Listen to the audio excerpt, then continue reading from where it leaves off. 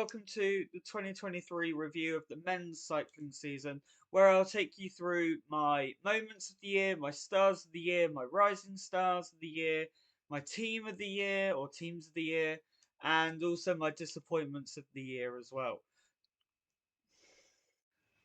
We'll start at the big ones, the three Grand Tours, the Giro, which was won by Primoz Roglic in a fantastic final TT against Geraint Thomas.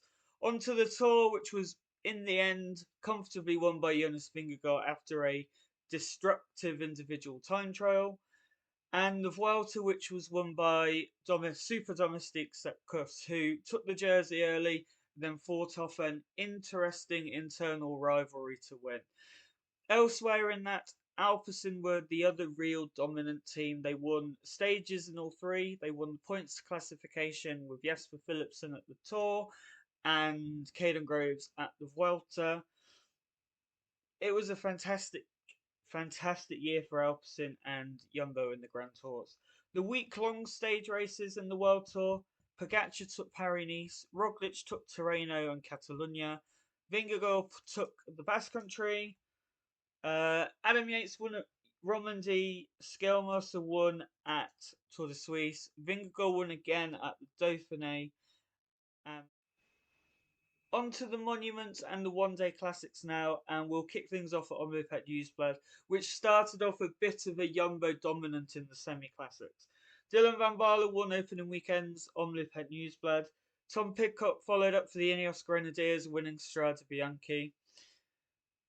Then E3, Gent-Wevelgem and Dwars-Vlaanderen were taken out by Jumbo-Visma. Wout van Aert at E3 with a fantastic battle with Pogacar and Van der Poel. Gent-Wevelgem was dominated by Jumbo with Van Aert 1-2 with Christophe Laporte, and then Laporte was brilliant solo win at Dwars.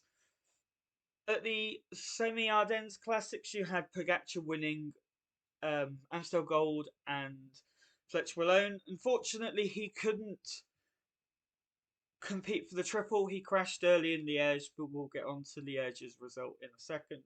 At the European Championships, we had Josh Tarling, the young TT sensation, winning the time trial, and Christophe Laporte rounding out a superb year with the road race. At the World Championships, Remco Evenepoel won the TT, and Mathieu van der Poel solo to a brilliant win at the World Championships. The monuments, well, they were dominated by two teams. Alpecin to Koenig won 2 with Van der Poel, San Remo and Roubaix, and UAE won 2 with Pogacar, with Flanders and the Lombardia. As I said, Liège was taken out by Evenepoel. It's just a shame we didn't get to see that Pogacar versus Evenepoel battle for the win.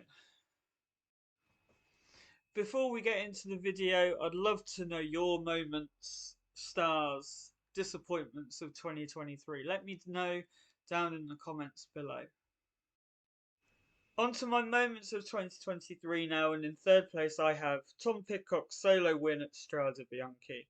Yep, Group 2 syndrome was in massive play there. Yep, issues potentially with Valter and Benoot's race tactics for Jumbo, but he still had to attack, which he did. He dropped Baggioli and Bettiol on the descent in the Monte Santa Maria sector, and ultimately he still had to ride it. Group 2 syndrome or not, he could easily have sat up and then just lost the race on La Tolfe or into the Piazza del Campo, but he held on. Brilliant win for me, one of my moments of the year. In second place, I have Tadej Pogacar's victory at the Tour of Flanders. He took it on the second time up the Clermont, and he never looked like losing from there, to be honest. He gapped Van der Poel, he gapped Van Aert, he dropped Pidcock, Laporte, everyone on the Clermont Paterberg the second time. Yeah, they got back on. Yep, Van Aert got dropped on the Kreuzberg when Van der Poel attacked, but ultimately that Van der Poel attack played into Pogacar's hands even more perfectly, and his attack on the Clermont for the final time was special. To be there, to watch Pogacar fly, to watch Van der Poel fly was just incredible, and he well, it was my second moment of the year.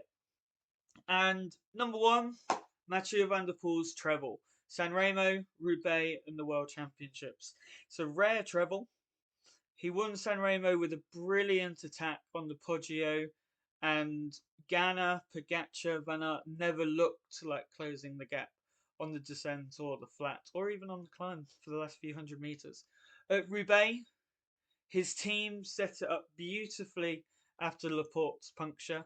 Gianni Vermeersch and Jasper Philipsen getting back on thanks to Filippo Ganna. Van der Poel constantly attacking. He had to close the gap on the Carrefour. Yep, the puncture for Van Aert meant that it was probably easy for him to close it, but I still think he'd have closed it. Yep, it's a shame that we didn't get the Van Aert Van der Poel battle into the velodrome, but Alpecin had the luck, they had the form. What a victory for Mathieu van der Poel. And I've already spoken a bit about his world title win. He was constantly attacking for that final 70k. He always looked like he was testing the waters for a move.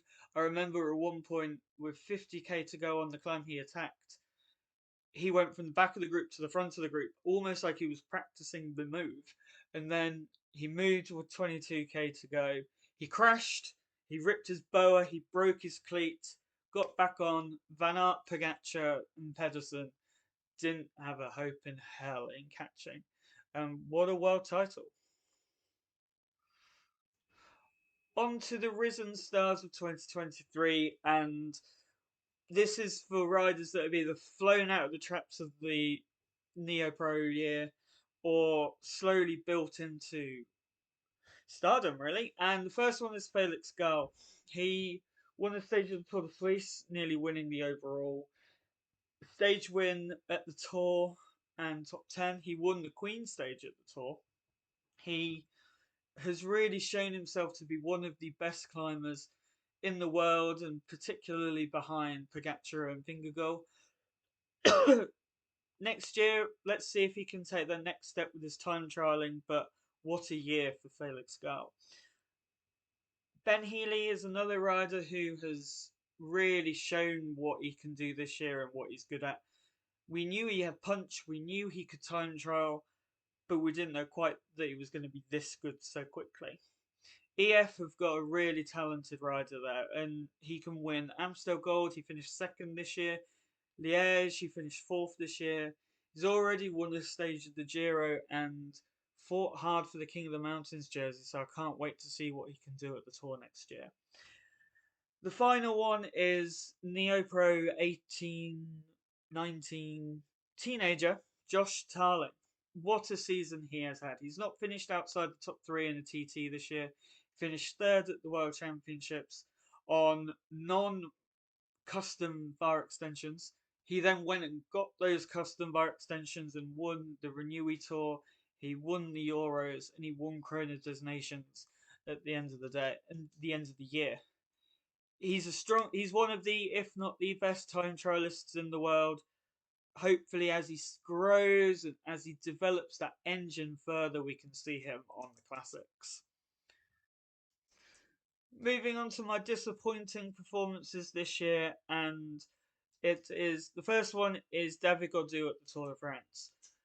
And the Dauphiné, really, as well. We expected big things from him after his second place at Paris-Nice, where he beat Jonas Vingegaard and pushed Pogacar on one stage, the one or two stages. He got to the Tour in poor shape and it never truly got much better for him. He really didn't look like fighting for anything, to be honest, and it was a real shame. I like him. He looks like he could be an aggressive rider when he's on form. So hopefully, touch wood, next year. Second one is Wout van Aert in the monuments, but particularly in Flanders. He had a brilliant year for mortals. By his standards, it was pretty poor, but in the monuments in the particular, I think he'll be pretty disappointed. Sanremo, he got outfought and outmuscled by Van der Poel on the Poggio. At Flanders, he was destroyed by Pogacar and Van der Poel. and outsprinted by Pedersen at the end. And at Roubaix, yet again, I think for the third or fourth year in the row, bad luck with a puncture at the wrong time costs him a chance at a decent result. He will want to win a monument. He's only won one, and that was in 2020, so he'll want to win one next year. Finally, this is for, I guess, the whole season of disappointments. A few podiums, but one win for Caleb Ewan really isn't the return we would expect for one of the best sprinters in the world. Hopefully, when he's back at Jayco, he can have the lead out and pick up some wins again, especially at the Grand Tours. To wrap up this video on a more positive note, I'm going to talk you through my stars of the year. No particular order, because I think they're all brilliant at what they do. Jesper Philipsen showed himself off as the best sprinter in 2024. He won the green jersey in 4 stages at the Tour. He finished second at Roubaix. He was up there in San Remo in the group behind Ganna and Van Aert and Pogacar. He is the best sprinter in the world, and with Van der Poel, he's got the best lead-out man as well.